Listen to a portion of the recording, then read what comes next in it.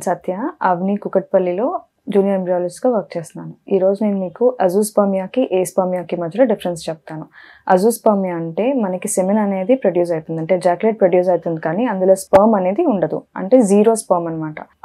ఇది ఎందుకు కాజ్ అవుతుంది? అబ్స్ట్రక్టివ్ కానీ నాన్ అబ్స్ట్రక్టివ్ కానీ. అబ్స్ట్రక్టివ్ అంటే మనకి వాసెక్టమీ అయిన వల్ల, లేకపోతే డక్ట్స్ అబ్స్ట్రక్ట్ అయినా దీనివల్ల అబ్స్ట్రక్టివ్ అవుతుంది. నాన్ అబ్స్ట్రక్టివ్ అంటే హార్మోనల్ చేంజెస్, లైఫ్ స్టైల్, లేకపోతే రేడియేషన్స్ అయినా కూడా, రేడియేషన్ థెరపీ అయినా కూడా దీనివల్ల మనకి నాన్ అబ్స్ట్రక్టివ్ అనేది అవుతుంది. ఇలాంటి కేసెస్ లో మనం ప్రెగ్నెన్సీకి ప్లాన్ చేసినప్పుడు మనం ఈ హార్మోనల్ ఇంబ్యాలెన్సెస్ దానివల్ల ఏమైనా అయితే మెడికేషన్స్ యూజ్ చేసి, లేకపోతే అబ్స్ట్రక్షన్ ఏమైనా అయితే దాన్ని క్లియర్ చేసుకొని, లేదా టెస్టిస్ నుంచి డైరెక్ట్ గా స్పర్మ్ అనేది తీయబడుతుంది, దాన్ని టీసా అంటాం. తీసి దాన్ని మనం ఇక్సీకి కానీ ఐవీఎఫ్ కానీ యూజ్ చేసుకొని ప్రెగ్నెన్సీకి ఫర్టిలిటీకి ప్లాన్ చేసుకోవచ్చు. ఇప్పుడు ఏస్పర్మియా అంటే ఏంటి అంటే, ఏస్పర్మియాలో మనకు అసలు సిమెన్ అనేది ప్రొడ్యూస్ అవ్వదు. అంటే వాళ్ళు సెక్షువల్ గా యాక్టివ్ ఉంటారు కానీ but there is no ejaculate అనేది ప్రొడ్యూస్ అవ్వదు. ఇది ఎందుకు అవుతుంది? న్యూరలాజికల్ డిజార్డర్స్, లేకపోతే మనకి పోస్ట్ సర్జరీ, లేకపోతే ప్రోస్టేట్ డిజార్డర్స్ కి యూజ్ చేసే కొన్ని మెడికేషన్స్ వల్ల, అబ్స్ట్రక్షన్స్ వల్ల, ఒక్కొక్కసారి రెట్రోగ్రేడ్ ఇజాక్యులేషన్ అంటే ఇజాక్యులేట్ అయినా కూడా అది రివర్స్ లో వెళ్ళి యూరినరీ బ్లాడర్ లోకి వెళ్ళిపోతుంది. ఇలాంటప్పుడు ఫస్ట్ ఈ కేసెస్ ఎందుకు వచ్చింది, దేని వల్ల అయ్యిందో